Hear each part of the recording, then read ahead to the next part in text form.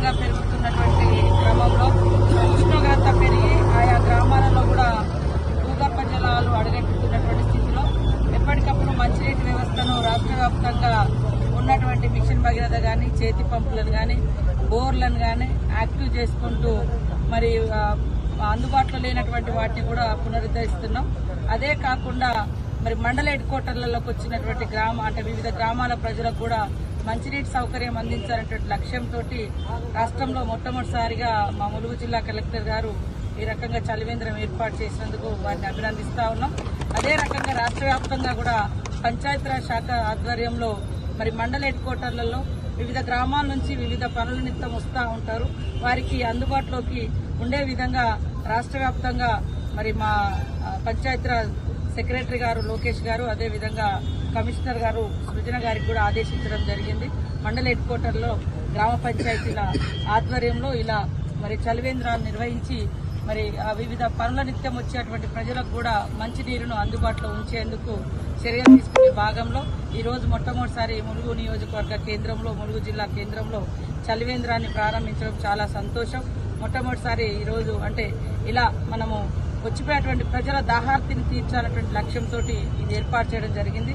ఎవరైనా స్వచ్ఛందంగా కూడా స్వచ్ఛంద సంస్థలు కానీ దాతలు కానీ వివిధ గ్రామాలు వివిధ ప్రాంతాలలో కూడా ఆయా పనుల నిత్యం హెడ్ క్వార్టర్లో కానీ లేదా పెద్ద మేజర్ గ్రామ పంచాయతీ చుట్టుపక్కల నుంచి వచ్చేటువంటి వాళ్ళ కోసం కానీ ఏర్పాటు చేసిన వారిని స్వాగతిస్తాం.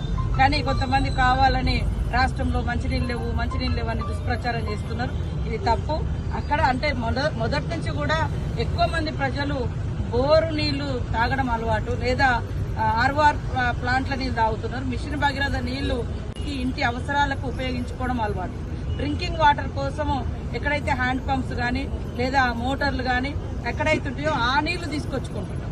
అవి ఎప్పుడన్నా డిఫంక్ట్ అయినప్పుడు లేదా ఏదన్నా మోటార్ ఖరాబ్ అయినప్పుడు ఒక రోజు అట్లేమన్నా ఇబ్బంది ఉన్నా కూడా మేము ఎప్పటికప్పుడు తెలుసుకొని ఆల్టర్నేట్ డే వెంటనే మళ్ళీ వాడుకలోకి ఇచ్చే విధంగా చేస్తా ఉన్నాం. అత్యంత దారుణంగా 1-2 పత్రికలు టీవీలు అయితే ప్రత్యేకంగా అసలు నీళ్లే లేవు, మొదటి నుంచి గతంలో ఉన్నాయి ఇప్పుడు లేవని. గతంలో మిషన్ భగీరథ నీళ్లు ఇల్లుకి ఇయ్యలేదు, ఊరూరికి ఇయ్యలేదు.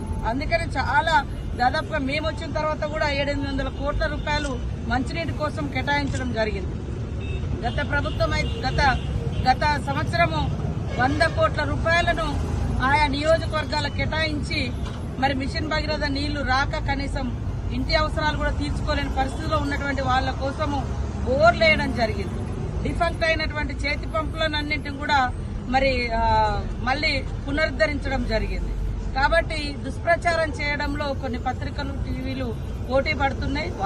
వాస్తవంగా మాట్లాడితే బాగుంటుంది. కాబట్టి ఎక్కడ మంచినీళ్ళు ఇబ్బంది వచ్చినా మేము ఒక టోల్ ఫ్రీ నెంబర్ కూడా పెట్టడం జరిగింది. 24/7 అంటే 24 అవర్స్ ఆ టోల్ ఫ్రీ అందుబాటులో ఉంటుంది. మీకు ఎక్కడైనా ఇబ్బంది ఉంటే దానికి కాల్ చేయండి, వెంటనే మా అధికారులు వచ్చి పునరుద్ధరించడం జరుగుతుంది. తప్ప కావాలని కొంతమంది మేమున్నప్పుడు బాగుండే ఇప్పుడు తప్పు ఉంది అని వాళ్ళు గొప్పలు చెప్పుకుంటున్నారు. మీరున్నప్పుడు బీఆర్ఎస్ ప్రభుత్వంలో ఇంత యూట్యూబ్ ఛానళ్లను పెట్టి ఏ పార్టీ వాళ్ళు పనిగట్టుకొని ఇలా చేయలే.